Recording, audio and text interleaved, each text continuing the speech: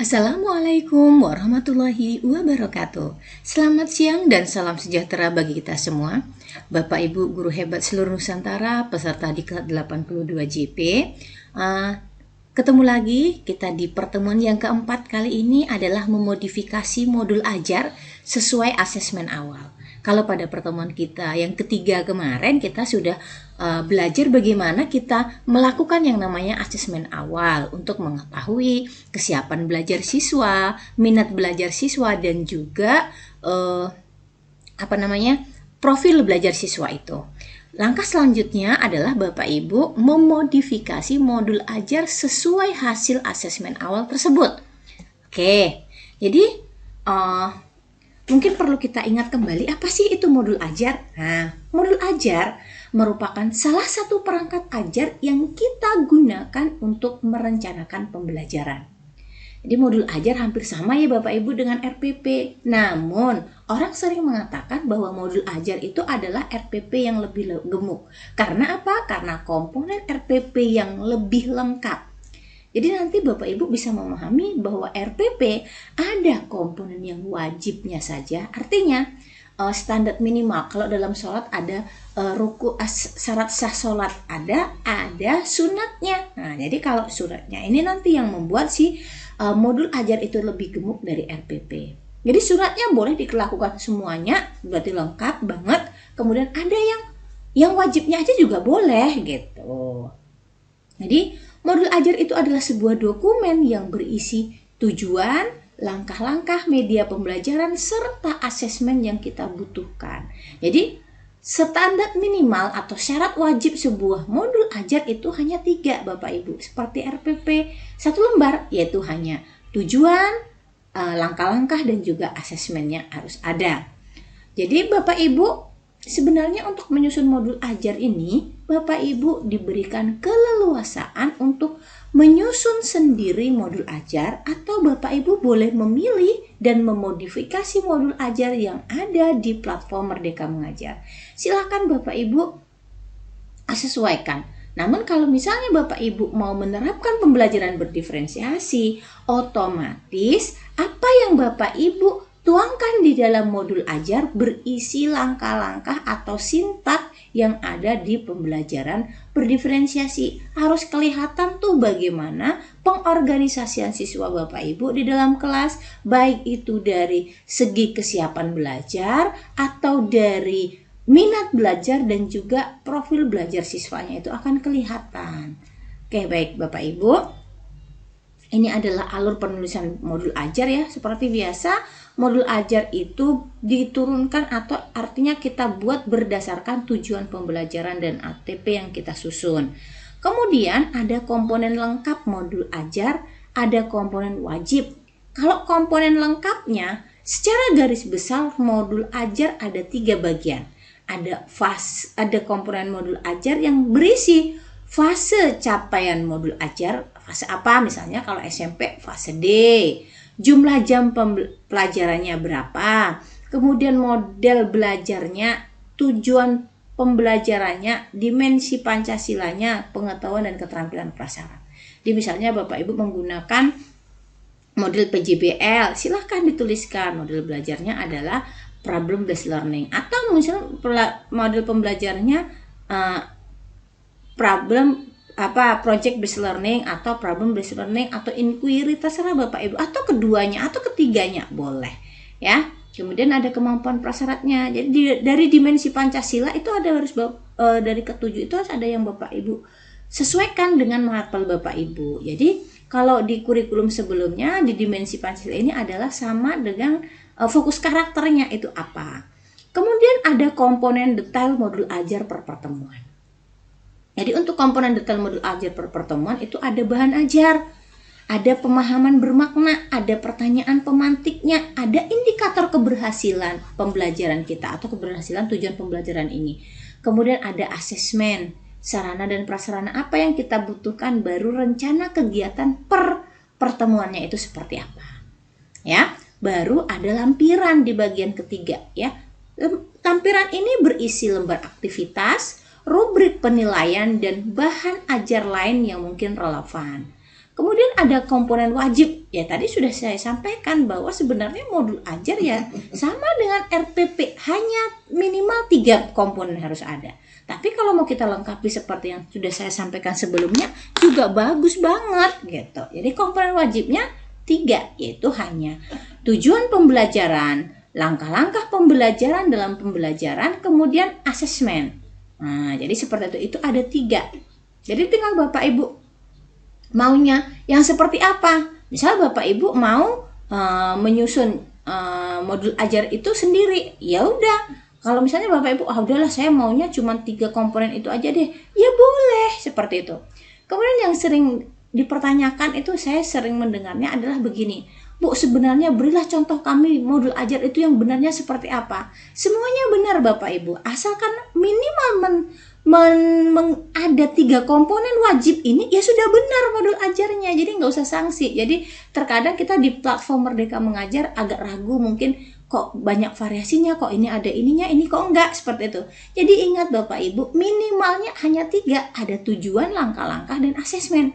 Kalau mau ditambah yang lain lagi, silahkan disesuaikan. Jadi jangan nggak usah galau, nggak usah risau Bapak Ibu.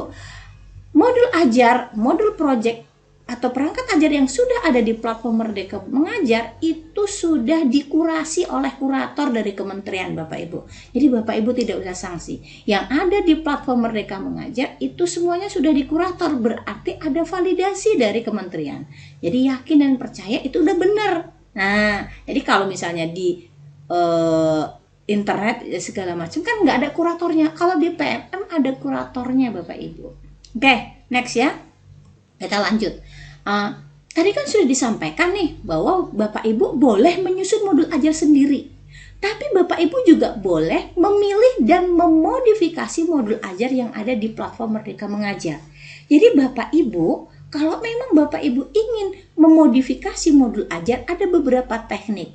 Yang pertama, Bapak Ibu harus menentukan tujuan pembelajaran Bapak Ibu berdasarkan CP-nya. Jadi menentukan tujuan pembelajaran dan menyusun alur tujuan pembelajaran itu wajib Bapak Ibu hukumnya. Mau Bapak Ibu membuat perangkat ajarnya ngambil atau memodifikasi di PMM, maupun Bapak Ibu menyusun sendiri, wajib yang namanya Bapak Ibu menyusun CP, menyusun tujuan pembelajaran dan alur tujuan pembelajaran dari CP-nya. Makanya pertemuan kedua kita sudah bahas tuh bagaimana menyusun TP dan ATP. Kemudian yang kedua nih, mendesain pembelajaran, melaksanakan dan merefleksi kegiatan pembelajaran yang efektif. Jadi kalau sudah tersusun tujuan pembelajarannya, makanya baru kita mendesain bagaimana sih pembelajaran yang mau kita laksanakan, bagaimana melakukan refleksinya. Kemudian proses pembelajaran yang mendukung perkembangan kompetensi dan karakternya secara holistik, seperti itu ya. Jadi tidak lagi seperti kurikulum yang sebelumnya, ada penilaian sikap, ada penilaian karakter, ada penilaian keterampilan, ada penilaian pengetahuan. Kalau di kurikulum Merdeka, pembelajaran itu sudah include ya antara sikap, pengetahuan dan juga keterampilan. Kemudian yang selanjutnya adalah pembelajaran yang dirancang sesuai konteks, lingkungan, dan budaya peserta didik. Serta kita melibatkan orang tua dan masyarakat untuk menjadi mitra. Jadi ingat Bapak Ibu, pelibatan mitra dalam pembelajaran itu sangat penting. Jadi terkadang kita lupa bahwa peran orang tua itu sangat penting, karena yakin dan percaya Bapak Ibu, orang tua itu mendampingi siswa kita lebih banyak waktunya daripada kita. Makanya kita harus bisa memberdayakan mereka agar pembelajaran yang kita lakukan di sekolah bisa bersinergi dengan mereka di rumah. Jadi seperti itu ya. Jadi penting sekali Bapak Ibu, jangan hanya memanggil orang tua di saat anaknya berkasus, tapi bagaimana kita bisa membangun kemitraan yang bagus dengan orang tua, supaya apa yang Ibu rencanakan di dalam pembelajarannya di sekolah, di rumah kita bisa saling bersinergi dengan orang tua. Kemudian yang terakhir adalah pembelajaran harus berorientasi pada masa depan yang berkelanjutan. Oke, ada pun hal-hal yang perlu Bapak Ibu perhatikan saat memilih modul ajar untuk dimodifikasi. Yang pertama, Bapak Ibu harus melihat nih modul ajar yang mau Bapak Ibu modifikasi. Apakah rencana ya yang sudah Bapak Ibu buat itu sesuai dengan modul ajar yang mau kita modifikasi. Jadi harus ada keselarasan ya Bapak Ibu antara rencana yang akan dibuat oleh Bapak Ibu dengan yang modul ajar yang ada. Nah, kemudian harus Bapak Ibu perhatikan adanya kecocokan dengan kondisi dan karakteristik murid Bapak Ibu. Lihat, kalau ada kecocokan, monggo silahkan diambil. Kalau kurang cocok, misal kita tinggal di pesisir, kita lihat modul ajar yang ada di PMM itu adalah modul ajar untuk perkotaan. Ya kan nggak cocok Bapak Ibu. Pasti kalaupun masih, kita lihat lagi. Lihat apakah sarana dan prasarananya bisa sesuai. Nah, jadi kalau misalnya ada yang kurang cocok, bisa kita ganti. Kalau misalnya sarana prasarannya tidak memadai, kita tidak memilikinya, kalau masih bisa ganti, kita ganti. Tapi kalau memang kita tidak bisa menggunakannya, misalnya harus pergi ke airport, di pesisir nggak ada airport, ya nggak usah dipakai, nggak usah gunakan itu modul ajar gitu. Kita cari modul ajar yang sesuai dengan tujuan pembelajaran kita, sesuai dengan karakteristik daerah kita dan murid kita, kemudian prasarana dan sarananya kita punya gitu. Dan perlu kita lihat apa saja sih yang perlu diganti atau dimodifikasi. Contoh, kalau misalnya belajar bahasa Inggris, dia percakapan kehidupan sehari-hari, modul ajar mereka dibuat di airport. Kita juga boleh misalnya buat modul ajarnya misalnya di tepi pantai dan lain sebagainya. Jadi kita bisa mengganti atau memodifikasinya saja. Sesuaikan gitu. Kalau tadi misalnya nggak sesuai ya karakteristiknya, ya mungkin kita ganti yang sesuai dengan karakteristik kita. Sarana prasarananya, kalau misalnya di kota harus ada internet yang lancar dan segala macam, sementara tempat kita tidak mendukung, mungkin kita tidak bisa dalam bentuk print out, misalnya memberikan materi ajar berupa blog misalnya, atau artikel ya. Artikel itu kita printkan, kita bagikan ke siswa, kan bisa juga. Jadi hal-hal seperti inilah yang bisa kita lakukan, artinya memodifikasinya ini yang penting seperti itu. Jadi tidak ada salahnya kita mengambil di platform Merdeka Mengajar, tapi kita harus bisa menyesuaikan atau memodifikasi dengan kondisi sekolah kita. Ini contoh modul ajar yang disusun oleh guru kami di SMP 1 Sinaboy. Ini modul ajar bilangan bulat, yaitu mata pelajaran matematika. Jadi di sini ada informasi umum, nama penyusunnya yaitu Rismawati, kemudian jenjangnya SMP, fasenya adalah fase D kelas 7, domainnya adalah bilangan, kemudian kata kuncinya adalah bilangan bulat positif dan bilangan bulat negatif. Kemudian pengetahuan prasyaratnya harus bisa mengenal bilangan, mengenal operasi hitung bilang dan penjumlahan dan pengurangan bilangan bulat, sifat-sifat operasi hitung bilangan bulat. Baru alokasi waktunya, jumlah pertemuannya, kemudian model pembelajarannya ada ini ya, pembelajaran tatap muka misalnya. Kemudian ada metodenya, ada discovery learning, PBL dan PJBL. Ini tiga-tiganya katanya dipakai. Kemudian sarana prasarana. Jadi apakah harus ketiga-tiganya, Bu? Tidak, Bapak Ibu. Terserah Bapak Ibu mau pakai yang mana. Kalau misalnya beliau ini mungkin tiga-tiganya mau digunakannya, ya monggo silahkan. Jadi seperti itu. Kemudian sarana prasarananya apa saja?